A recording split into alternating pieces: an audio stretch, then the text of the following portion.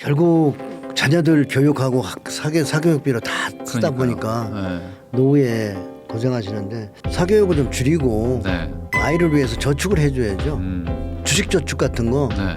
매달 얼마씩 이렇게 사주면은 나중에 한미천을 단단히 만드는 건데. 오늘은 주식 투자 경력이 무려 40년이나 되는 분입니다. 부자 아빠 정재호 대표님과 함께 우리의 자산을 어떻게 불려가면 좋을지 이야기해보는 시간을 가져보겠습니다.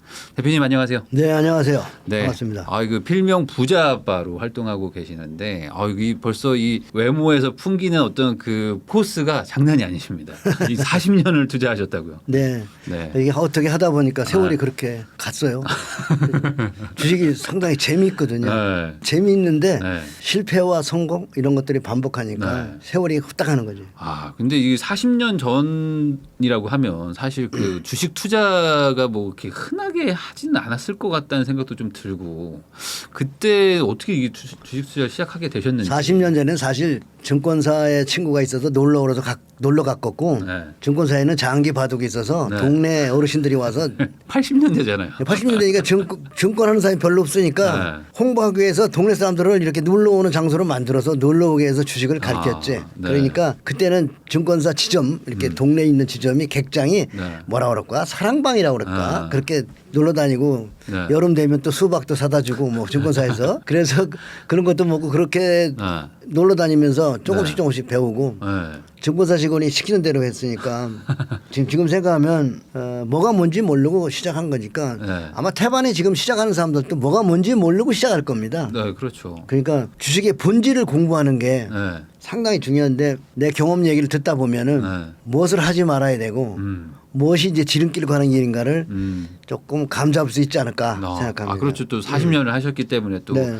많은 실수도 해보시고 또 하면서 이런 거를 역시 이게 뭐 어떤 지름길이다 뭐 이런 것들도 깨달은 것도 있으시고 뭐 그러셨을 텐데 저는 우선 궁금한 게 주식 투자를 하신 것도 아까 뭐 그냥 놀러 갔다라고 하셨지만 그래도 뭔가 돈을 벌겠다는 마음이 있으니까 가셨을 거 아니에요. 왜냐면은 그런 생각 없으면 아예 친구가 불러도 안 가는데 뭔가 돈을 벌어야겠다는 생각을 하셨겠죠 예전부터. 네. 아니 좀 네. 용돈이라 벌라고 처음에 그런 처음에는? 생각을 해서 작은 돈으로 네. 아마 주식 처음 하시는 분들이 큰 돈 안 할 겁니다. 저도 작은 돈으로 시작해서 뭐 별로 재미 못 보고 네. 그때 또 환경이 안 좋았어요. 그때 80년대 중반인데 네. 환경이 별로 안 좋았는데 80년대 후반에 네. 이제 큰 장이 왔던 거지. 근데 그 장이 큰 장인지 뭔지도 모르고 네. 거기 휩쓸려 가지고 네. 그것도 손해를 많이 봤죠. 그러셨어요. 그런데 그 대표님이 그 40년 동안 투자하시면서 제가 들으니까 한 파산을 한 5번 정도 하셨다고 제가 들었는데 혹시 뭐 이미 지난 얘기니까 우리 시청자분들한테도 한번 얘기해 주시면 좋을 것 같거든요. 주식을 접하면 누구나 깡통 납니다. 그러니까 깡통 찬 것만 5번. 아니 실패를 사업하고 똑같아. 창업하고. 네. 이게 창업과 똑같아서 이게 왜 창업이잖아요. 네. 이제 계좌를 트는 순간 사업자가 되는 거란 말이야. 그런 거죠. 이 창업을 하는 순간 이게 2번 정도는 기본으로 깡통 나는 거예요. 이게 내 얘기 아니라 네. 앙드레 코스나의 책을 읽어보면 네. 여러분이 그 책을 꼭 읽었으면 좋겠어. 네. 90대에 책을 쓰시는 분이니까 네. 그 80년 역사 경험으로다가 그분이 이런 얘기잖아요. 2번 정도 파산하지 않으면 주식 투자라고 할 수 없어. 이거 굉장히 중요한 거거든. 그러니까 네. 저도 결국 파산을 여러 번 했지만 그게 뭐냐면 욕심만 앞섰지 제대로 된 공부가 없었다는 거예요. 공부를 해야 돼. 공부. 네. 그리고 결국 주식에 접하는 순간 뭐야 되냐. 중독이 되는 거예요. 주식에는 도박과 그다음에 투자가 2개가 존재하는데 네. 그걸 구분을 못하고 다들 도박을 짜짜가는 거죠. 그러니까 도박을 하면은 결국 도박은 중독이잖아요. 네. 그러니까 멈출 수가 없는 거예요. 그거는. 그리고 주식을 접하면 우울증도 오고 네. 고통이 심할 겁니다. 근데 지금도 아마 그런 분들 많을걸요. 이 동학개미 때 네. 2001년 들어와서 이제 삼성전자 카카오 이런 거 사가지고 지금 네. 고통받고 있는 분들 많이 계실 텐데 결국 멈춰야 돼. 그럴 때는 멈추고 공부를 해야 되는데 네. 멈출 시간이 없이 계속 대들고 본전 생각에 대들면 잃기만 하는 거죠. 아니 근데 아까 처음에 말씀하셨을 때 약간 용돈만 벌자고 이제 시작하셨다고 하셨는데 하다 보니까 점점 이렇게 판이 커지고 이제 그렇게 되시는 거였죠. 누구나 그래요. 누구나 주식 처음 시작하면은 네. 부동산하고 달라서 부동산은 목돈이 있어야 들어가잖아요. 네. 주식은 작은 돈으로도 들어갈 수 있다는 말이죠. 10만 원으로 들어갈 수 예, 있으니까. 요새는 뭐 또 한 주 두 주를 갖다 또 쪼개서 소수점. 예, 그런 것까지 다 사람들 그러니까 개미를 꼬시는 거지. 그러니까 그 경험하지 않으면은 네. 안 되는 그것. 도박과 투자를 구분하지 못하면서 주식시장에서 헤매는 거죠. 아. 태반의 사람들은 주식 자기가 지금 도박을 하고 있는지 투자를 하고 있는지 모를 거예요. 네. 도박과 투자를 구분할 수 없을 거예요. 음. 그리고 이제 또 성장주도 있고 네. 투기주도 있고 가치주자도 있는데 네. 그런 구분이 지금은 초보자는 없어요. 무조건 올라가는 주식 그게 함정이 있는 거죠. 그러면 이 투자와 어떤 이 도박의 차이 뭐 이런 것들도 이제 좀 궁금해하실 것 같은데 어떻게 하는 게 도박이고 어떤 게 하는 게 좀 투자라고 생각하십니까? 예를 들어서 삼성전자가 40년 올라갔어요. 네. 그러면 그 기업을 조금씩 사서 모은 사람은 1억을 투자했으면 뭐 한 2천억 원 됐을 거예요. 2천억. 40년 동안에. 네. 그리고 매달 100만 원씩만 모았어도 수십억이 됐을 거예요. 네. 그런데 그게 투자란 말이에요. 네. 기업을 사는 게 투자고 올라가면 팔고 떨어지면 손절하고 하는 이런 건 네. 도박이죠. 아. 샀다 팔았다 하는 네. 단기 매매는 도박. 네. 그다음에 선물 옵션 도박. 그런 건 도박이에요. 아. 그다음에 요새 뭐 공매도 치고 하는 거 그런 네. 것도 다 도박이에요. 투자는 좋은 기업을 사서 그냥 내가 지분을 참여한다. 네. 저 회사가 잘 되면 내가 잘 되는 거다. 네. 근데 사실 내가 주식을 연구하면 주식의 장점은 그거야. 나보다 똑똑한 사람이 좋은 회사에 있더라는 거야. 그러니까 똑똑한 사람이 있는 좋은 회사를 찾아서 네. 거기다 내가 동업하는 거잖아요. 네. 근데 내가 돈이 이달에 100만 원 있으면 100만 원만 넣고 200 있으면 200 넣고 뭐 1000만 원 들어오면 1000만 원 넣고 이렇게 목돈도 넣을 수 있잖아요. 그렇게 모아갈 수 있어서 부동산과의 저 차이점이 있죠. 부동산은 목돈이 있어야지만 네. 주식은 목돈이 필요 없어요. 작은 돈으로도 모아갈 수 있다. 그래서 투자와 투기를 구분하지 못하면 패가 망신하는 거죠. 저처럼 제가 이제 그걸 구분 못했던 거예요. 다도분 파산하면서 늘 뭐를 도박을 했던 거지. 네. 그러고서 오후에는 막 주가가 또 보면 아침에 팍 올라왔다 오후에는 탁 떨어져. 네. 그럼 막 피곤해 갖고 막 소주 한 잔 먹고 또 잠자고 막 아유 이게 생활이 아니죠. 네. 이 주식 중독자들이 너무나 많아요. 근데 사람들이 자기가 주식 중독인지를 모르고 있다는 거 그거 고쳐야 되거든요. 그걸 진단을 받아야 돼. 내가 주식 중독인가 아닌가. 그런 걸 생각해 봐야죠. 내가 아침부터 모바일을 쳐다본다. 컴퓨터를 켜고 주식을 바라본다. 다 중독이. 좋은 기업을 샀는데 그걸 왜 봐요.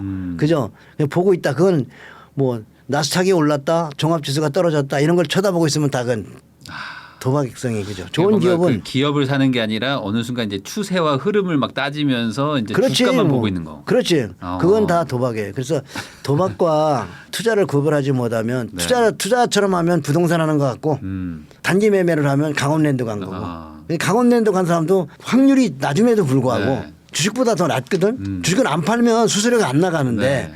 주식은 사고 팔면 수수료가 많이 들어가죠. 강원랜드도 베팅을 할 때마다 수수료가 나가잖아요. 네네. 그러니까 강원랜드와 주식하고 비슷한 점은 베팅을 많이 하면 수수료가 나가서 지는 게임이다. 근데 사람들이 그게 지는 게임인지 모르고 사고 팔고를 많이 하는 거죠. 근데 그 이렇게 막 추세가 막 이게 흐름도 막 매일매일 막 바뀌고 근데 그걸 또 맞추면 또 재밌고 하니까 또 사람들이 또 거기 막 빠지는 것 같기도 하거든요. 이 주가를 막 맞출 수 있다는 또 자신감 막 이런 거 왠지 난 할 수 있을 것 같고 막 그러다가 이제 점점 더 빠져가지고 더 큰 돈 잃으면 또 더 갖다 넣고 막 하니까 뭐 부자 아빠 뭐 저기 대표님도 그러니까 이제 5번까지 하신 게 아닌가. 그렇죠. 돈 잃으니까 막 와이프한테 집 팔아달라고 그러고 융자 받아달라고 그러고 지금도 그런 분들 많을 거예요. 돈을 잃으면 뭐 이번에는 내가 확실히 뭐 종목 봤어. 확실한 종목 봤다고. 대박이다 이번 거. 대박. 그 대박이라는 소리 하면 그 도박이야. 나는 좋은 회사에 그냥 오래 묻어둘게. 네. 부동산은 그렇죠. 한번 투자하면 오래 묻어두잖아요. 내일 모레 팔아요? 아니죠. 그러니까 이 생각이 부동산처럼 하면 주식은 너무나 큰 수익을 소득을 얻을 수 있고 도박같이 생각하면 이거는 거의 다 쪽박이죠. 아니 근데 그래도 이제 5번이나 파산을 하실 정도였으면 제가 봤을 때 한 3번쯤 되면 이제 주식을 이제 학을 떼실 수도 있을 텐데 5번까지 갔다는 거는 그래도 포기하지 않고 뭔가 주식에 어떤 뭐 기회를 보신 겁니까? 책을 많이 봤죠. 이러니까 이제 본전 찾으려고 책을 네. 많이 봤고 네.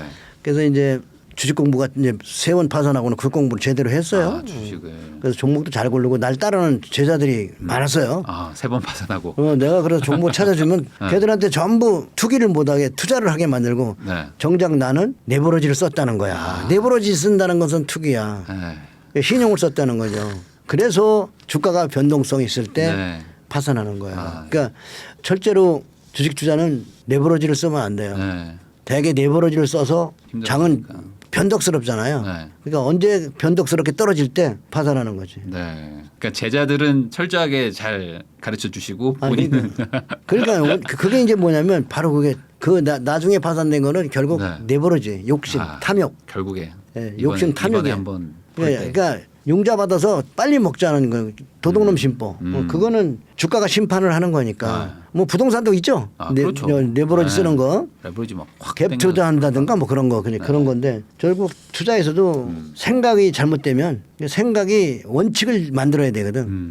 그래서 처음부터 배울 때부터 열심히 책 읽고 작은 돈으로 아마 한국의 이 유튜브 중에서 작은 돈을 가져와라. 개인 투자가 들어오면 돈을 잃을 것입니다. 네. 이런 얘기 해주는 사람 없을 거예요.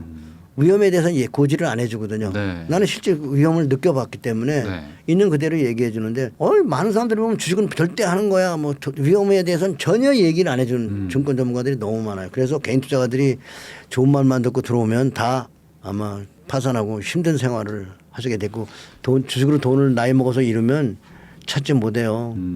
평생을 가난하게 살아야 하잖아요. 노후에 파산한다는 게 얼마나 힘든 건지 모르잖아요. 그죠? 노후엔 진짜 돈이 있어야 되거든요. 네. 예, 그렇다고 근력 있어서 어디 가서 일할 수 거고 누가 또 늙어서 취업도 안 시켜주고 네. 그러니까 이 주식이라는 게 이게 정말 쉬운 건 아니잖아요. 이게 아주 어려워. 네, 주식이 어려운 건데 소액으로 할 수 있다 보니까 좀 가볍게 접근했다가 한번 크게 잃으면 또 이거 회복해야지 하면서 더 큰 돈을 끌고 왔다가 또 잃고 막 이렇게 하면서 이제 더 늪에 빠지기도 하고 그러는 것 같기도 하거든요.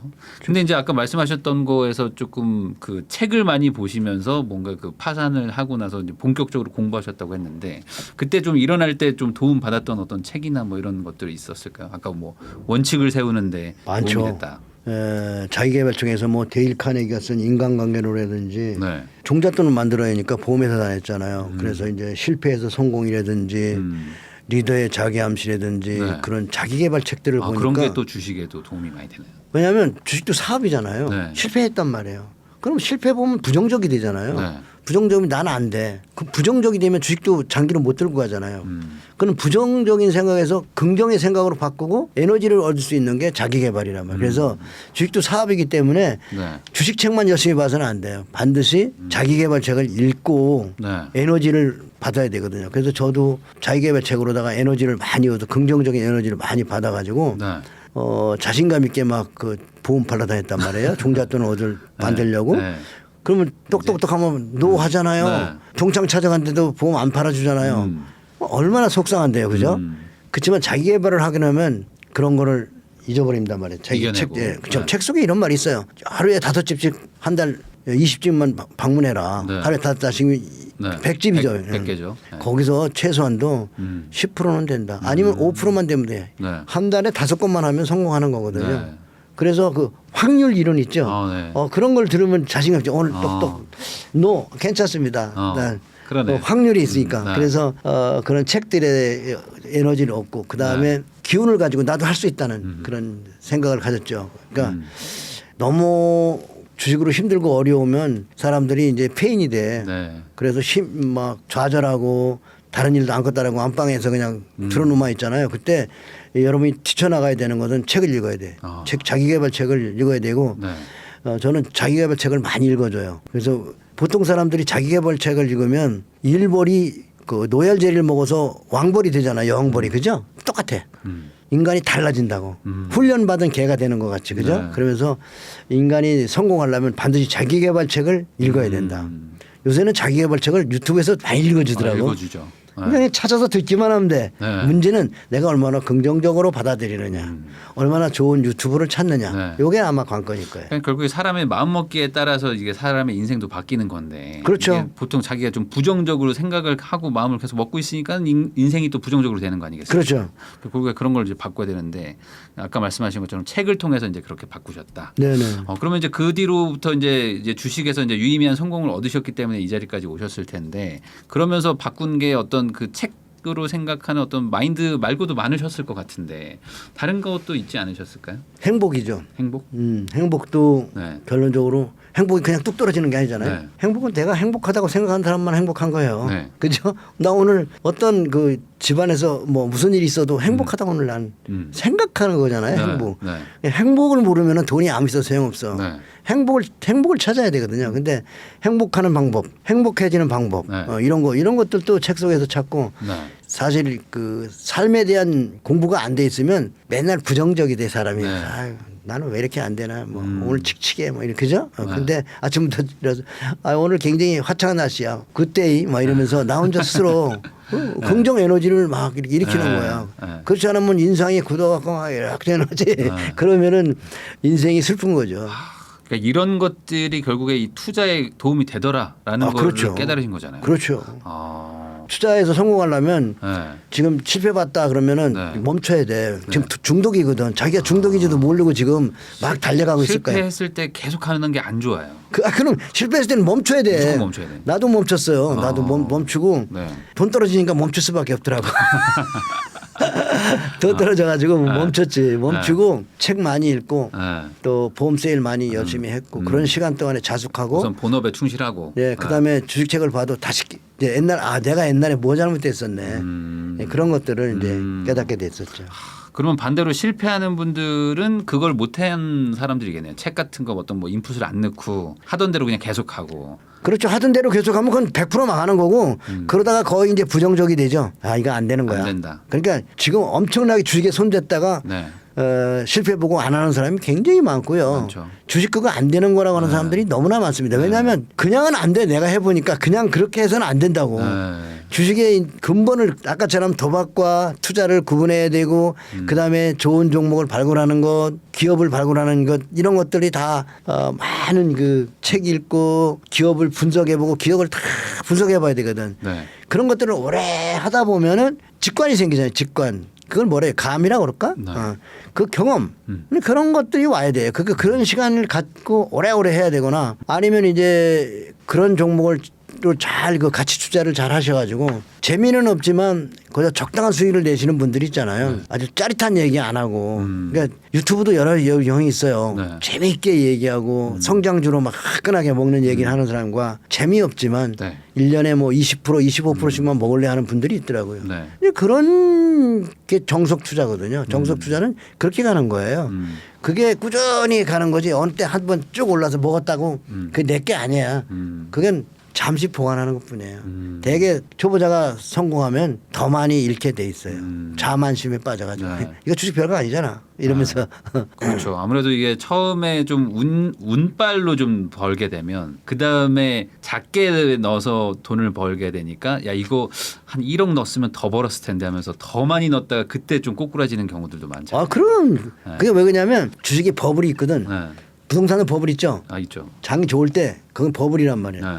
장이 꺼졌을 때 그죠? 버블이 꺼지면 부동산이 싸고 주식도 싸잖아요. 네. 그 대개 돈을 먹고 자만심에 빠졌을 때 언제냐면 버블 때거든. 버블 때로 들어가면 아무나 다 먹어. 근데 네. 버블이 꺼질 때 네. 버블이 꺼지는지도 모르고 거기서 막 싸다고 더 들어가서 폭락을 맞는 거죠. 그러니까 버블과 붕괴 네. 이걸 공부해야 돼. 이게 굉장히 중요한 것 같아. 버블과 붕괴.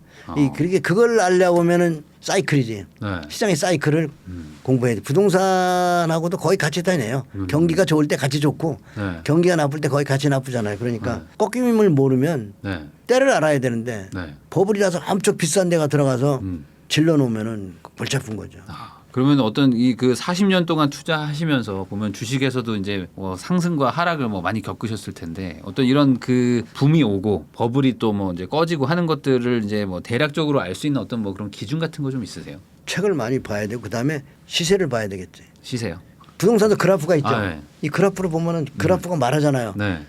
막 거래가 많을 때 있고 거래가 침체될 때 있고 네네네. 가격이 막 솟을 때 있고 가격이 떨어지는 거 네네. 마찬가지예요. 거래량과 가격이 보이거든요. 그러니까 종합지수를 봐도 되고 종목으로 봐도 네. 그래서 차트를 많이 봐야 돼. 종목을 가격을 많이 봐야지. 그 막 사람들의 심리 같은 것도 좀 보세요. 사람들의 당근이죠. 심리라는 거. 그 심리가 근데 같이 가요. 주가가 올라가면 심리가 같이 올라가고 네. 주가가 떨어지면 심리가 같이 떨어져. 네. 그러니까 심리와 가격은 같이 간다. 막 그런 것도 있지 않습니까? 뭐 할머니들이 갑자기 막 할머니 할아버지들이 갑자기 막 주식판에 막 들어온다거나 막 전혀 모르는데 막 부모님이 갑자기 나 앱 좀 깔아줘라 막 이러면 뭐 고점이다. 아 그거 이번에 2001년 1월달에 그랬잖아요. 네. 할머니들이 70 먹은 할머니들이 생애 첫 주식을 한 계좌로 분들이 들어온다. 거의 다 근데 삼성전자를 사셨죠. 네네. 삼성전자를 그 앱을 깔고 할머니들이 주식 투자를 해서 요새 저 공원에 좀 산책하러 나가면 할머니들이 나를 많이 알아본다니까. 산에가 이렇게 산책을 나가서 좀 네. 뒷산에 좀 가면 할머니들이 왔다가 나를 알아보고 유튜브에서 봤어요. 그러는데 아, 그러면 이것도 어느 정도 그런 판단을 할 수 있는 그런 거라고 봐야 돼요. 아니 그러니까 이 할머니들이 요즘에는 고령의 시대고 옛날 같으면 할머니들이 그런 생각 안 하셨을 텐데 네. 요새 할머니들이 한가해. 옛날 할머니들 같지 않고 요새 할머니들은 좀 신식 할머니고 네. 스마트폰 다 가지고 계시고 다 있으시죠. 정보의 속도가 빨라. 네. 특히 유튜브를 통해서 전파되는 거죠. 많이 보시죠. 유튜브를 단톡방도 보시니까 있으시고. 유튜브를 보다 보면은 아 나도 주식도 해야 되겠다. 왜냐하면 핫한 얘기를 하잖아요. 아. 지금도 이제 그런 종목들이 있잖아요. 핫한 얘기를 해주는 종목들 요새. 2차전지 뭐 이런 것들. 그럼 또 여러분들이 네. 거기만 좀 쳐다보게 되잖아요. 네. 근데 언젠간 터진다고 핫하면 그러니까 그걸 돌고 돈다는 걸 여러분이 생각하셔야 돼요. 네. 그러니까 그런 것들도 이제 어느 정도 좀 고려해가지고 전체적인 거 아까 말씀하신 거 가격이라든지 사람들의 어떤 쏠림이라든지 이런 것들을 항상 좀 지켜보고 있어야 된다. 그렇죠. 네, 그런 굉장히 것들이 중요한 거죠. 중요하다. 그럼 이거 하나 여쭤보겠습니다. 저희 채널은 좀 부동산 쪽에 관심 있는 분들이 많으시고 좀 주식은 좀 초보자분들이 좀 대부분이셔가지고 그 주식 투자에 좀 관심이 있으신데 이제 막 초보자다 이런 분들이 공부를 해야 된다고 하면은 요거는 꼭 좀 공부를 해라 이렇게 좀 강조하고 싶으신 부분이 좀 있으시면 좀 하나 그 설명해 주시면 좋겠습니다. 속성으로 배우는 거는 잃어봐야 돼요. 야 잃어봐라. 대들어봐야지. 근데 이제 큰 돈 갖고 와서 하면 큰일 나고 초보자는 다 잃는 거니까. 한 얼마 정도로 하는 게 좋을까 시작을? 이건 돈 없이도 배울 수 있어요. 모의 투자라고 네. 키움증권에 가면은 네. 모의 가짜 돈을 줘요. 네. 그걸로 사고 팔고 해보면 되잖아요. 근데 약간 좀 진심이 안 들어가니까 좀 약간 좀 효과가 좀 떨어지지 않을까? 그렇다면은 내 돈에 아주 여유 있는 돈 한 10분의 1, 10분의 1. 그 정도 주식할 수 있는 돈의 10분의 1. 그러면 한 100만 원 정도로 하면은 괜찮을까요? 그렇죠. 그런 거 그렇게 해서 네. 해보는데 중요한 거는 네. 주식에 입문하면은 도박과 투자가 있단 말이에요. 네. 그 도박과 투자를 구분하지 못하니까 대개 도박에 딸려간단 말이에요. 그러니까 테마주니 뭐 네. 지금 뭐 인기주니 이런 거 네. 따라가기 때문에 결론적으로 결과는 삼성전자를 사서도 10배 봤잖아요. 그 그렇죠. 2001년 연초에는 네. 많이 올라가니까 사람들이 할머니들까지도 몰려와가지고 네. 집단화가 일어났단 말이에요. 그게 바로 집단화거든. 그게 쏠림 현상이라고 그럴까? 모든 사람이 특정한 종목을 다 쳐다보고 있고 사고 온통 뉴스에서는 그 얘기만 하고 유튜브에서도 그 얘기만 하면 그게 쏠림 현상이 일어난 거니까 그때 그 집단화에서 벗어나야 되는데 벗어날 수가 없어. 저거 아니면 안 될 것 같거든. 저게 계속 가거든. 네. 뭔가 가격이 보여주잖아요. 네. 그래서 작은 돈으로 해보면서 잃어보는 게 가장 속성이겠다. 그렇죠. 잃어버리는 게 잃고 싶어서 잃는 게 아니라 잃고 네. 싶은 사람은 없어요. 네. 딸라고 그러는데 자동으로 잃게 돼 있어요. 네. 해보면 안다니까. 그래서 네. 초보자는 제일 중요한 게 이것도 사업이라는 생각을 가지고 와야 되는데 태반에 따먹으려고 하잖아요. 네. 그럼 도박이잖아. 그렇죠. 투자라는 생각으로 한번 생각을 하고 들어오면 오자마자 부동산처럼 나는 이 기업에 그냥 투자할래 네. 라고 투자할 기업을 찾으세요. 그리고 투자하시면 성공할 수 있고 또 한 종목만 투자할 필요도 없죠. 그렇죠. 돈이 1억 있다. 그러면 종목을 한 100만 원씩 툭툭툭 막 100개도 투자할 수 있고 네. 10개만 투자한다 그러면 1000만 원씩 툭툭 나눠서 투자할 수 있잖아요. 그죠? 그러니까 주식의 묘미는 그거란 말이야. 나눠서 할 수 있다. 부동산은 나눠서가 안 돼요. 나눠서가 잘 안 되죠. 네. 예. 주식은 그럴 가능성이 있잖아요. 그래서 주식의 재미는 부동산처럼 해야 돼. 부동산 공부를 해야 돼. 그러니까 부동산을 잘하는 사람은 주식도 잘할 수 있어요. 네. 그러니까 주식 속에 들어있는 강원랜드 같은 도박 또는 부동산 같이 기업을 사는 두 개 투자 이게 두 개를 구분할 수 있어야 된다는 거. 초보자는 그 두 가지를 구분하는 공부를 하고 들어오면 실패 없죠. 네. 사람들이 주식이 나처럼 주식은 위험해 돈을 잃는다고 얘기하는 전문가가 없다니까. 그리고 이제 좋은 기업을 산다는 것도 중요하지만 그 좋은 기업을 좋은 가격에 사는 것도 중요하잖아요. 네. 그렇죠. 그게 사이클이라고. 네. 제일 좋은 데는 주가가 막 떨어져 있고 경제 공황이 온데 할 때 오는 게 제일 좋은 거예요. 부동산도 그렇잖아요. 맞아요. 그럴 때 와서 사면은 조금 더 떨어지더라도 지나 보면 다 싼 가격이란 말이에요. 다들 사기 싫어할 때 들어가서 그렇죠, 그렇죠. 제일 좋은 거 사면. 그렇죠. 네. 그게 그래서 그때가 싸다고. 근데 좋은 시간에는 부동산도 보니까 팔라고 그래서 살라고 그러면 계약하려고 그러면 또 물건 걷어들이더라고. 자 그런 얌체 같은 사람들도 많이 있더만. 그렇죠. 다들 이제 분위기가 항상 다들 막 살려고 오면은 팔기 싫거든요. 그래가지고 막상 그 계약서 쓰러 간 자리에서 일어나는 분들도 많아요. 그 자리에서 5천 올려달라고 하는 분들도 많고 아유. 그러긴 한데 뭐 그게 다 사람 사는 거 아니겠습니까? 그러면 이제 이런 것도 좀 궁금한데 그 40년 정도 투자하셨으니까 뭐 번 금액 말고 그냥 수익률로 제일 많이 나셨던 건 한 얼마 정도 버셨는지 좀 많죠. 궁금하거든요. 종목이 많은데 그 중에서 네. 뭐 수익률로. 10,000원짜리가 40만 원 된 것도 있고 네. 그럼 몇 프로야? 그러면 4,000%. 네, 그다음에 요즘에 가지고 있는 것 중에서는 네. 가격을 잘 모르겠네. 한 10,000원 미만 줬는데 지금 15만 원 정도는 넘은 거 그런 것도 좀 JYP 같은 거는 더 네. 수익 많이 났고. 네. 그 많지 종목들은 너무. 되게 장기 투자로 오래 가지고 계시죠. 그래 여기 또 내 제자들 계좌도 내가 하나 갖고 왔는데 네. 여기 있잖아 수익 많이 난 것들 그 아, 이건가요? 수익률이 엄청나잖아요. 네. 뭐 37배 올라간 것도 있고 뭐 17배 올라간 것도 있고 뭐 이러네요. 투자 이런 거 수익이 많이 나죠. 30% 한솔제지 이런 것들 네. 그죠? 네. 이런 거. 그러니까 수익 이거 말고도 엄청 많은데 이제 시대별로 다르니까 네. 나 기억이 잘 안 나네. 근데 이런 종목들을 이제 아마 시청자분들도 다 사고 싶어 할 것 같은데 이런 종목들을 뭐 고르는 기준은 뭐 다양하겠지만 어떤 큰 틀에서 어떤 공통점 같은 것들이 좀 있나요? 이 기업들의 그 재무제표 분석들 많이 하고요. 기본적으로. 그 다음에 기다려서 주가가 이제 많이 하락할 때, 네. 주가를 하락할 때 사죠. 음. 그러니까 이 주가는 보면 들어 눌러거든요. 네. 골짜기에 들어오면 가치에 대비 저평가됐을 때 기업 분석을 해보죠. 네. 이 기업이 가치가 한 10,000원이고 네. 주당 퍼도 한 7, 8배 되는데 배당도 줘. 그럼 땡큐죠. 배당 주면 안 올라가면 배당이나 받을게. 네. 배당 뭐 보통 3% 5% 주니까 많이 주는 건 좀 9% 주거든요. 그럼 그런 배당만 받고 있어도 되는데 주가는 그렇지 않거든요. 네. 가끔 움직이게 돼 있거든. 네. 그래서 시간이 돼 가면 다 해주더라고. 그러니까 이렇게 많이 올라갈 거라고 생각하고 사지 않았어요. 그냥 네. 착한 마음으로 네. 배당에다가 그냥 괜찮은 회사인데 지금 주가도 싸고 안 되면 뭐 배당 받아서 이자라도 벌지 뭐. 그런 생각했는데 주가가 올라간 거예요. 아. 그러니까 그런 생각으로 사야 돼. 네. 언젠가는 올라갈 거예요. 근데 생각보다 빨리 올라가. 음. 착한 마음을 먹어야 돼. 근데 그런 게 아니라 이제 단순히 이제 주가만 오르길 바라면서 약간 못된 마음을 먹으면 오히려 손해를 본다. 근데 저는 떨어지고 있는 주식을 사요. 언제 갈지 모르는. 그러니까 떨어지는 주식이 뭐냐면 주가는 가치를 찾아가거든요. 네. 그리고 이게 이 주가가요. 사이클이 있어요. 들랑들랑. 그래서 이 사이클이 있기 때문에 출렁출렁하거든. 그 파도 타는 것 같다고 네. 이렇게. 그런데 이제 파도가 싹 들었을 때 여기서 사고 가만히 가지고 있는 거죠. 또 사고 싶으면 또 쑥 들어사고 너무너무 올라가면 또 들어와요. 이렇게 올라가면. 그러면 이제 이식해야죠. 그럼 갖다 먹어라.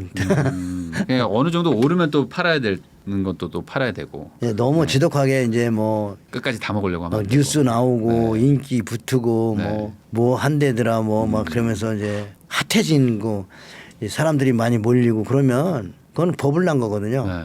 버블 나면은 팔아줘야죠.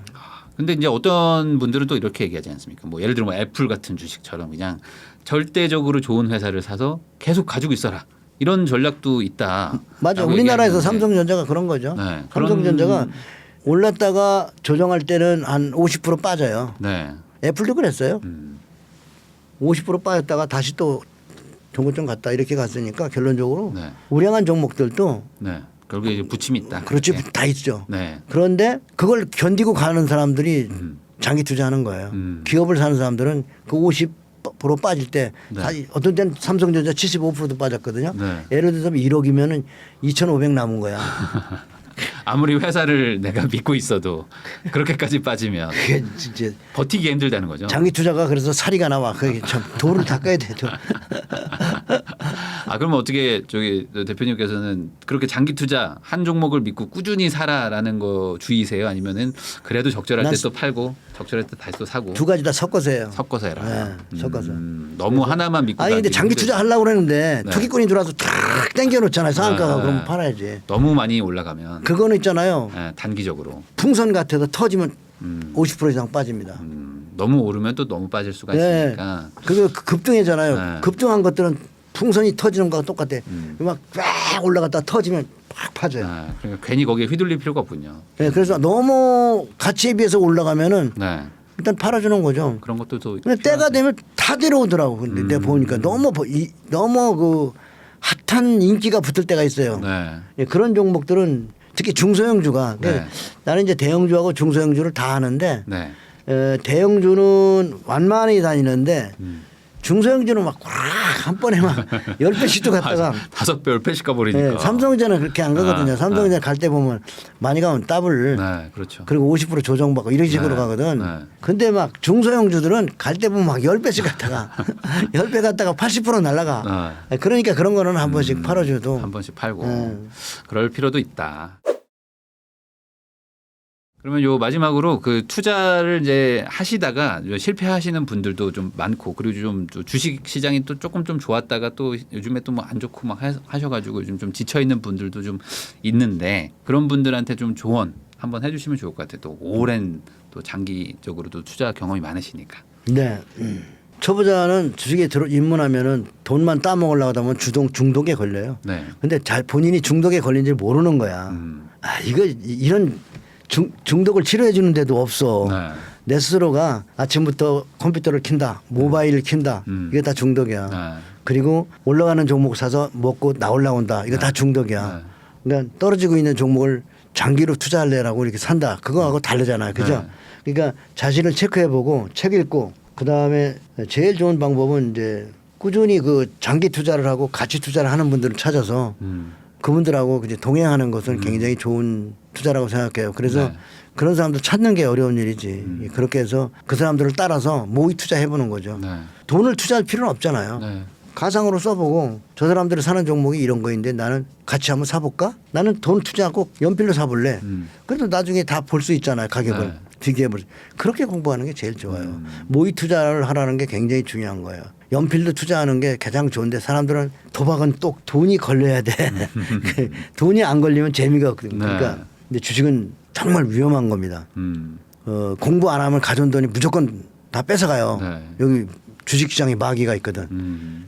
이 도박이라는 그 마귀가 유혹을 해. 그래서 어떤 이는 주식시장을 세일엔의 유혹이라 그래요. 세일엔이라는 그런 그 신화에 나오는 얘기인데 네. 배가 이렇게 지나가면은 세일엔이라는 예쁜 여자가 막 춤을 춘대. 그러면 뱃사공이 걸로 배를 쭉 몰고 가면 다 잡아먹었다는 거지. 네. 그래서 이 유혹 시장에 유혹이 있어요. 주식시장의 유혹을 그 유혹이 무엇인지. 그리고 그렇잖아요. 주식시장이라는 곳은 돈을 놓고 주식을 파는 곳이잖아요. 초보자는 주식이 이게 싼 건지 비싼지 모른단 말입니다. 이게 돈 남고 팔지 모른단 말이에요. 누가 알아요? 큰 손만 아는 거예요. 그러면 시장에 주식을 상장해 놓은 큰 손들 그 사람들의 시장이지 개인 투자자의 시장이 아니에요. 그걸 이해할 때까지 주식 사면 안 돼요. 그 시장을 움직이는 큰 손을 공부해야 돼. 큰 손. 그건 책에도 없어. 잃어보고 깨져보고 그렇지. 하면서 배우는 거군요. 울면서 배우는 거지. 울면서 또 돈 깡통 차면서 그렇죠. 배워가야 소주 이제 먹어가면서 막 이제 아유 몇 년씩 또 고생하면서 배우는 거니까 이 그런 웃으면서 얘기해서 그렇지 진짜 얼마나 속 쓰리고 아픈 날들이 많은지. 맞습니다. 그래서 이제 그 투자와 도박을 구분해서 또 좋은 멘토를 잘 찾아가지고 차근차근 장기적으로 갈 수 있는 그런 방향을 찾아서 차근차근 갈 수 있게 그렇게 좀 이 시청자분들도 그 길을 한번 찾아보시면 좋을 것 같습니다. 그 우리나라는 사실 노인 빈곤율이 매우 높은 나라고 사실 그 2등과도 또 압도적으로 차이가 나는 나라인데 이 대표님은 지금 현재 70대이신데도 많은 분들한테 이제 투자 그리고 또 돈에 대해서 또 많이 알려주고 계시잖아요. 이 우리나라가 왜 이렇게 노후에 돈 걱정하게 된 나라가 된 건지 이거에 대해서 어떻게 생각하세요? 금융 공부가 안 돼. 그러니까 우리가 금융이 후진국이라고 하잖아요. 금융 후진국. 네. 금융에 대한 공부들을 안 하셔서 그래요.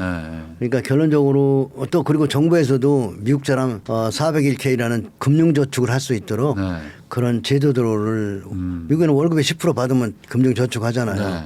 그런 거를 안 만들어 놔서 저축이 좀 잘 안 돼 있는 거죠. 젊었을 때 직장 다닐 때 저축이 잘 돼 있어야 되는데 그래가지고 결국 자녀들 교육하고 사교육비로 다 쓰다 보니까 노후에 고생하시는데 그러지만 하면 이게 자녀들에게 사교육비를 좀 덜 쓰시고 노후 준비를 좀 충분히 하셨어야 되는데 참 걱정입니다 지금. 근데 이제 사교육 관련해 가지고 요즘 뭐 시끌시끌하지만 사실 그 사교육비를 안 쓴다고 하는 게 쉽지가 않지 않습니까? 저도 이제 애가 하나 있는데 안 쓴다 해도 이게 다른 사람들 시키는 거 보면은 안 쓴다고 하기가 참 어려운 것 같은데 그게 사실 가장 큰 문제인 거죠. 이게 이 공교육에서 해결해 줘야 되는 것들이 안 되다 보니까 이제 사교육으로 뭐 한 달에 거의 뭐 버는 돈의 막 30% 50% 뭐 60%씩 쓰시는 분들도 많더라고요. 요즘에 고등학교 3학년 키우려면은 대출 받아가지고 낸대요. 하도 이제는 사교육비가 많아져가지고. 아니요, 어떤 애는 골프를 프로가 되겠다고 선수가 되겠다고 공부하는데, 뭐 월 1,000만 원씩 쓴다네. 그러니까 뭐. 그래서 오히려 요즘에는 그냥 차라리 그냥 공부해 주는 게 싸게 먹힌다고. 그냥 예체능 같은 거 안 해주는 게 낫다고. 근데 사교육을 좀 줄이고 아이를 위해서 저축을 해줘야죠. 주식저축 같은 거. 주식저축 잘하면 7, 8%는 나오잖아요.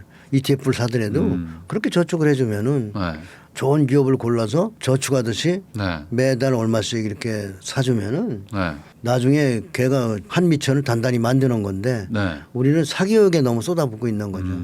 그래서 그건 조금 생각을 해봐야 된다. 그다음에 이제 우리 국민들이 보면 금융 자산이 좀 작아요. 미국이 71%, 일본이 62%인데 우리는 35%. 그래서 이 금융 자산에 대해서 조금 좀 더 공부를 해야 되지 않나. 그다음에 이제 앞으로 금융 자산이 좀 늘어간다면 금융 시장은 좀 더 확장되지 않을까.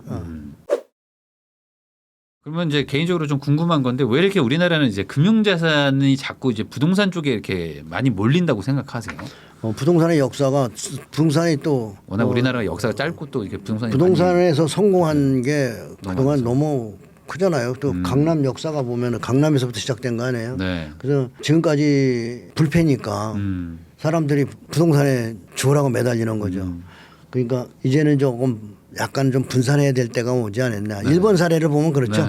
너무나 그 부동산에 매달리면 안 된다. 그 대신 좋은 땅을 좋은 곳을 사야 되겠죠. 변두리 사면 안 되고. 이제 막 양극화도 일어나고 막 이제 분산되고 막 이제 그럴 거예요 앞으로 계속. 우리나라도 이제 선진국에 이제 들어갔기 때문에 이제는 이제 저성장 국가로 가면서 이제 더 이상 이제 부동산도 막 이렇게 막 예전처럼 막 폭등하고 막 이런 일들이 뭐 이제 일어나기는 좀 어려운 상황으로 이제 가고 있죠. 그러면서 이제 자연스럽게 이제 금융 자산으로 넘어가긴 해야 될 텐데 아직까지 이제 사람들의 인식은 뭐 그러지는 않은 상황이다 보니까 이제 금융 자산보다는 좀 아직까지는 이제 좀 부동산 자산이 좀 많은 것 같긴 합니다. 많이 부족합니다.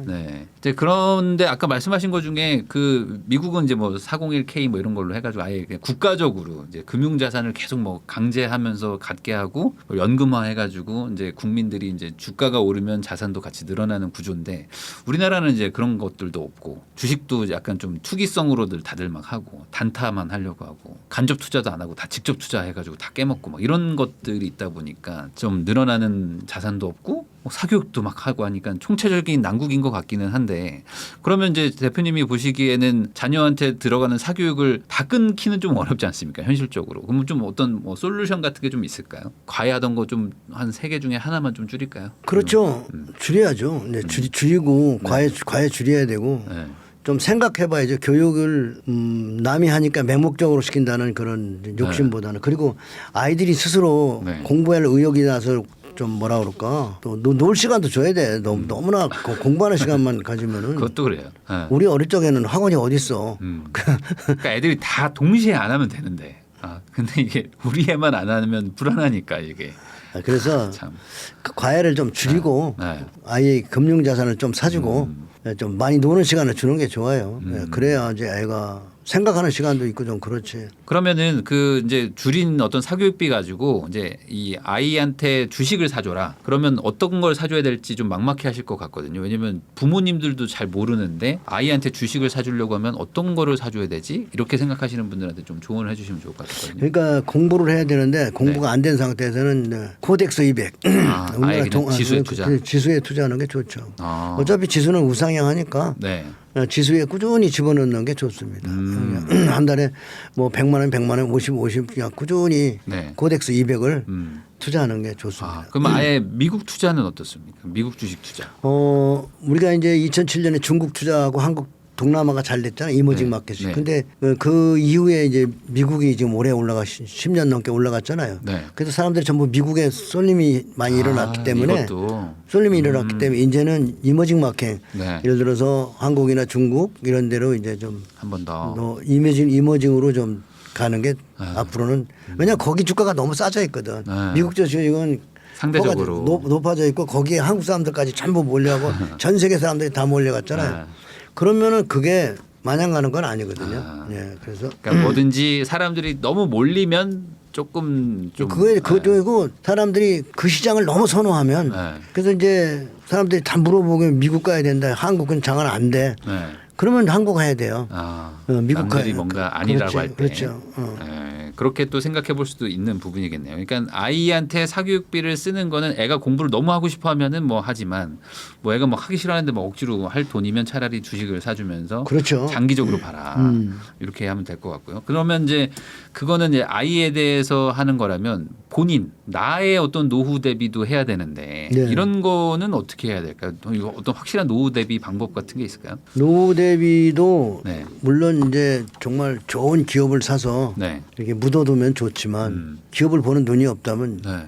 아까 같이 코덱스 200 ETF를 꾸준히 네. 모아가면서 공부를 해야 되겠죠, 그죠? 예. 공부하는 데 돈 들어가는 거 아니까 책 좀 네. 읽고 좋은 사람들의 강의를 좀 들어보고 이제 이런 것들로 참고하셔서 본인 스스로 깨달아야 되니까 네. 시간을 좀 가져야 되겠죠, 그죠? 예, 그렇게 해서 우리나라의 그 펀드들이 돈을 잘 못 버는 거지. 네. 펀드에 들어간 사람들이 나중에 다 나와가지고 ETF만 못 한 것 같아요. 차라리 그래서 펀드는 펀드의 90%는 ETF를 못 이긴다는. 네. 그럼 펀드를 찾기가 어렵단 말이야. 어떤 게 이길 수 있는 놈인지. 그렇다면 그렇죠. 찾지 말고 그냥 무식하게 그냥 확실한 거. 네. 100% 이기는 거는 ETF다는 거죠. 네. 그러면 차라리 그냥 펀드에서 좋은 거 10분의 1의 확률에 그 찾으려고 하지 말고 그럼요. 차라리 ETF나 네. 이런 것들. 네. 그럼- 거의 다 인기 펀드는 안 사. 앞으로 수익이 많이 날 펀드는 인기가 없는 펀드는. 아 그렇죠. 그렇죠. 그것도 또 그렇죠. 반대로 생각해야 되는 거죠. 섹터가 안 좋은 섹터야. 내가 보면 안 좋은 섹터야. 그러니까 이게 반대로 가야 되는데 역발상으로 안 가진단 말이야. 그래서 주식은 항상 역발상이에요. 예, 그게 어려운 거예요. 네. 그러면 이런 건 어떻습니까? 뭐 TV에서도 막 나왔잖아요. 막 20년 동안 삼성전자만 사신 분이 막 큰 부자 되고 막 이런 것처럼 막 특정 종목 하나만 그냥 파는 분들도 있잖아요. 그런 류의 투자는 어떻습니까? 그것도 괜찮은데 네. 삼성전자가 40년 전 잘 왔는데 네. 지금부터도 40년간 잘 갈까는 또 한번 생각을 해봐야죠. 그러면 앞으로의 삼성처럼 성장할 수 있는 기업은 뭘까? 네. 그걸 또 찾는 게 네. 숙제죠. 그러니까 일반적인 분들은 특정 종목 하나만 막 파고 거기만 올인하는 전략은 조금 위험할 수 있다. 그렇죠, 위험하죠. 이렇게 보는 게 좀 좋을 것 네네. 같고 그러면 어떤 섹터에 투자하는 ETF 뭐 이 정도는 괜찮을까요? 어떤 그렇죠. 뭐- ETF를 사야죠. 근데 워런 버핏도 ETF를 추천하잖아요. 네. 내가 죽고 나면 내 돈은 네. 전부 ETF에 투자하라. 네. 이렇게 얘기를 했던 건 무슨 얘기냐. 결론적으로 ETF가 가장 믿을 만하다는 거 아닙니까? 그러니까 ETF를 우습게 보면 안 돼요. 네. 그러니까 어떤 그 특정 종목을 맞추려고 하지 말고 그냥 전체적으로 분산 투자를 하면서 산업 분해 투자를 해라. 이런 식으로 좀 정리하면 될 것 같고요. 그리고 이제 저희가 지금 노후 대비 뭐 노후 준비 이런 얘기하고 있으니까 가능하면 좀 장기적으로 들고 가면서 좀 그 수익률을 아까 보여주셨던 것처럼 좀 극대화할 수 있는 그런 종목들을 찾으면 좋을 것 같은데 뭐 좀 이렇게 우량한 주식을 좀 장기적으로 말 그대로 이제 좋은 기업을 찾아서 그 기업에 좀 장기 투자하고 싶다. 이런 개념으로 좀 접근하고 싶은 분들한테 어떤 기준으로 어떤 기준으로 좀 장기 투자할 만한 기업을 찾을 수 있는지 그런 얘기 좀 해주시면 좋을 것 같습니다. 기업 분석을 좀 해야 되겠죠. 기업 분석이 굉장히 중요합니다. 기업이 얼마만큼 이익을 내고 있고 네. 매출이 얼마나 나오고 있고 그다음에 주가는 어떻게 관리하고 있는지 네. 이익을 어떻게 주주에게 환원하는지 이런 것들을 봐야 되니까 공부를 많이 좀 해야 돼요. 미래에 떠오를 만한 산업군 이런 걸로 좀 베팅하는 거는 어떻습니까? 뭐 예를 들어 뭐 그건 전기차 위험해요. 막 이런 거. 위험해. 그런 거 위험한 건가요? 위험한 거죠. 어. 그거는 성장주 투자인데 메타버스 막 이런 거. 성장주 투자인데 네. 그건 옛날에도 있어 왔어요. 어. 옛날에도 뭐 바이오 네. 많았죠. 신기술에 대한 기술주 투자가 어려운 거예요. 그리고 허망된 거예요. 네. 그래서 기술주 투자는 위험하고 안전하게 가는 거는 네. 가치 투자죠. 가치 가치를 어떻게 보면은 설명하기가 참 어려운데 어려워요. 이렇게 막 간단하게 설명해 줄 수가 없는 건데 성장과 가치 매출도 꾸준히 잘 올리고 있으면서 이익도 내고 가치도 있는 회사. 네. 이런 회사를 골라야 되는데 네. 그런 회사가 마침 주가가 빠질 때. 그렇죠. 그것도 네. 또 기다려야지. 그걸 또 근데 기다려서. 주가는 언제나 이런 굴곡이 네. 있게 돼 있어요. 네. 왜냐하면 가만히 생각해 보면 좀 장이 지수 따라가잖아요. 지수가 3,300 갔던 때가 있잖아요. 네. 그리고 2,100까지 막 빠지잖아요. 그럼 주가가 같이 빠진다고. 네. 결국 종합지수는 이렇게 왔다 네. 갔다 하니까 그 시간을 기다리는 거죠. 근데 네. 태반의 사람들은 못 참고 뛰어 들어가는 거죠. 뜨거울 때. 네. 뜨거울 때만 주식시장에 와요. 네. 장이 나쁠 때는 안 와요. 안 오죠. 거의 떠나죠. 재미없다고. 네. 그러니까 주식을 연구하다 보면 꾸준히 떠나지 말고 있어야 된다는 거. 네. 계속 연구해야 돼. 이게 어떻게 보면은 쉬운 게 아니야. 그러니까 뭐라고 얘기할까? 머리 쓰기 싫으면 그냥 ETF 사라. 아니, 돈 벌기가 쉽지가 않죠. 어이, 네. 그거 참 맞는 얘기. 주식시장에 돈을 남의 돈을 이게 따먹는 거잖아. 남의 돈 먹는 게 쉽지가 않죠. 그게 우리 돈을 이 개인 투자 돈을 노리는 더 큰 돈이 있잖아요. 네. 우리가 그 생각을 하고 들어와야 되는데 태반에 그 생각을 안 하거든요. 그래서 큰 손이 주가를 쌀 때 사서 끌어올려서 팔고 나가는 거거든요. 그러니까 이 주가를 바닥에 있을 때는 개미 안 와요. 그때는 막 주워가지고 자기가 그걸 끌어올린다고. 네. 그러니까 주가를 개인 투자가는 종가 더 주고 사는 사람 아무도 없어요. 네. 근데 그걸 매일 더 주고 사서 올렸잖아요. 나덕현 사건에서 봤죠. 그죠? 네. 자기가 끌어올렸죠. 그죠? 일부러 끌어올려가지고. 예. 그러니까 보이지는 않지만 모든 주식이 누군가 큰 손이 더 주고 사기 때문에 올라가는 거야. 네. 이건 정말 중요한 건데 네. 주가가 올라가기를 바란다면 큰 손에 대한 공부가 돼 있어야 돼. 누군가가 끌어올린다. 그건 내가 아니야. 개인 투자가는 절대로 끌어올릴 수가 없어. 네. 그러니까 그 끌어올린 사람의 그 설계 네. 어디까지 끌어올려서 팔아먹고 네. 도망갈 건가. 그걸 네. 봐야 되겠죠. 그죠? 그거는 어려워. 그래서 ETF를 하라는 거야. 네. 그걸 보는 거는 아주 오랜 기간 시를 연구하고 시세 연구가 중요하지. 시세 연구. 네. 주식 시장을 만만하게 보지 말라는 거를 지속적으로 좀 강조를 또 해주시고 계십니다. 그렇지. 해보라고. 잃으면 알게 된다. 그러면 또 반대로 이런 건 절대 쳐다보면 안 된다. 네, 이런 것도 좀 있을까요? 이런 주식들 쳐다보지 마라. 술자리나 등산 가고 그러면 얘기하는 종목들 있죠. 저도 많이 듣거든요. 그러면 그런 종목은 사지 마세요. 내가 연구해보면 좋은 종목 아무도 말 안 해. 그리고 거래도 없고 사지도 않아. 네. 근데 인기 있는 종목은 서로 막 그 술자리에서 안주가 되죠. 그리고 전화까지 와 또 친절하게 막 전화까지 해주죠. 전화도 해줘요. 이거 좀 사보라고. 네네네. 그런 거 사면 안 돼. 그런 거 사면 안 돼요. 네. 무조건 역발상이네요. 그러면 네. 역발상이죠. 네, 돈 무조건. 벌려면 역발상이 돼야지. 네. 역발상이 안 되면 남들이 얘기 안 하는 거. 남들이 막 말하는 거는 오히려 피해야 되고. 그건 철저한 역발상이야. 이거는 무조건 지켜야 되는. 그러니까 예를 들어서 그게 갔다 그래 조금 더 갔다 그래도 먹을 게 별로 없어. 눈 먹을 게 깜짝하세요. 눈 깜짝하세요 이렇게 되는 거예요. 조금 더 올라가더라도 내게 아니라고 생각해야지. 그러니까 원래 7분 응선 넘어가면 세력이 7분 응선 넘어가면 거기서 분양하고 내려오는 거거든. 네. 그럼 7분 응선 넘어가면은 안 나오는 거야. 그러니까 지난번에 보니까 우리 그래도 주식계에서 성공한 분은 박영욱 씨 아니야. 개인 네. 투자가로. 이 양반 그러더라고. 발바닥에서 무릎에 판다. 그러니까 7분 응선도 안 가신다는 얘기잖아. 네, 무릎 정도에서. 그냥 약간의 버블이 나면 그냥 주고 나온다는 거잖아요. 네. 그런데도 부자잖아요. 그게 주식도 연구해 보면은 그냥 50%씩만 먹어도 팔면 그게 반복하면 엄청 큰 돈이야. 그렇죠. 그런데 사람들은 50% 올라간 데서 오는 게 아니라 거의 7분 응선, 8분 응선에서 온단 말이에요. 아까 술자리에서 얘기하는 그렇죠. 친구가 추천한다든가 네네. 그러면은 이미 주가는 많이 이미 펌핑돼 있는 거예요. 그러니까 주가가 그 정도 가면 좋은 얘기를 퍼뜨리거나 이쁜 차트를 만들고 가격을 올리는 것도 큰 손이니까 네. 어떻게 보면 주식은 설계야. 아. 네, 이 얘기 안 하려고 했는데 큰 손의 설계입니다. 하긴 그럴 수 있죠. 이제 엄청난 돈을 가지고 똑같이 이 판에 들어와 있는 분들도 있는데 우리는 또 작은 돈 가지고 하는 거니까. 그러니까 그 설계에 곁다리 붙는 거라고. 네. 여기서 약간 좀 콩고물을 먹는 판이다 보니까 그러니까 조심해야 됩니다. 주식으로 돈을 많이 버는 걸 수 있는 거는 큰 손의 입장을 생각하면 돼. 아. 그러면 큰 손의 입장에서 주식을 사고 큰 손이 분양이 하는 거를 감만 잡을 수 있다면 그렇죠. 같이 들어갈 수 있으니까 항상 같이 그게 들어가고 같이 나올 수 있으니까. 시세의 비밀이지. 근데 그걸 공부하기는 상당히 어렵다. 그거는 사람들의 분위기, 네. 이야기, 네. 심리, 네. 그다음에 차트에 심리가 다 들어있거든. 차트를 잘 보면 차트에 심리가 다 들어있어. 그래서 차트를 공부를 많이 해야 돼. 네. 차트를 속일 수는 없으니까. 그렇죠. 그 네. 가격은 못 속이는 거니까. 네. 그러니까 그런 거죠. 그게 큰 이제 손이 흥분했나 안 했나도 차트에 다 써 있어. 큰 손이 흥분하면 갭으로 팍팍 올라가거든. 네.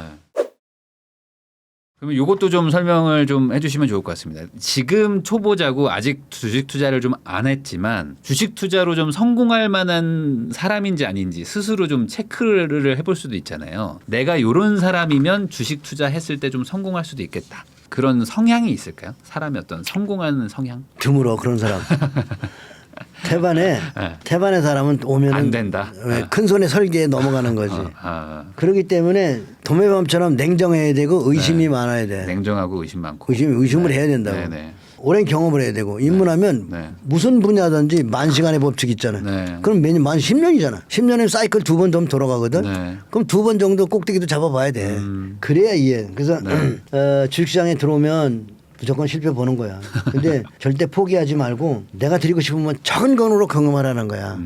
큰 돈으로 폭삭 망하면은 네. 재기 못해. 네. 거기다가 금융 파산까지 일어나 봐. 네. 그리고 친척 부모님 돈까지 다 잃어버리면 아주 큰 낭패니까. 네. 그런 거 안 하면 그러니까 도자마자 돈 벌려고 하는 게 뭡니까? 우리가 2001년에도 보면 삼성전자, 카카오, 네이버 사가지고 다들 물렸잖아요. 네. 언제 왔어요? 꼭지 온 거거든. 네.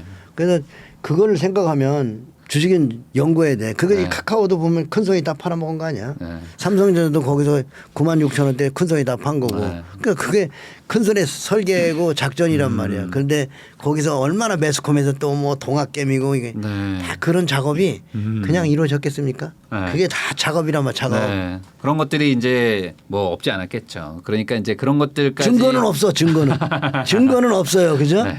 그렇지만 이제 우리 같이 시세를 연구하는 사람은 네. 항상 냉정하고 의심하고 경험도 많아야 되는데 그렇죠. 이제 말씀해 주신 것 중에 좋은 게 있는 것 같아요. 그 10년의 경험을 쌓아야 되는데 그걸 굳이 큰 돈으로 쌓을 필요는 없잖아요. 적은 돈을 가지고 꾸준히 시장에 참여하면서 경험을 많이 하면서 안전하게 좀 작게 보수적으로 운용하면서 경험을 쌓으면서 좀 가자. 괜히 막 큰 돈 넣어가지고 단기간에 반짝 벌어서 인생 바꾸려고 하지 말고. 그렇죠. 예를 들어 바둑을 네. 배우더라도 하루아침에 이해가 돼요? 네, 그거 안 골프를 되죠. 배워도 하루아침에 이해 안 되잖아요. 네. 힘 빼기가 얼마나 힘들어요. 그러면 그러니까. 그걸 이해하는 시간이 필요하죠.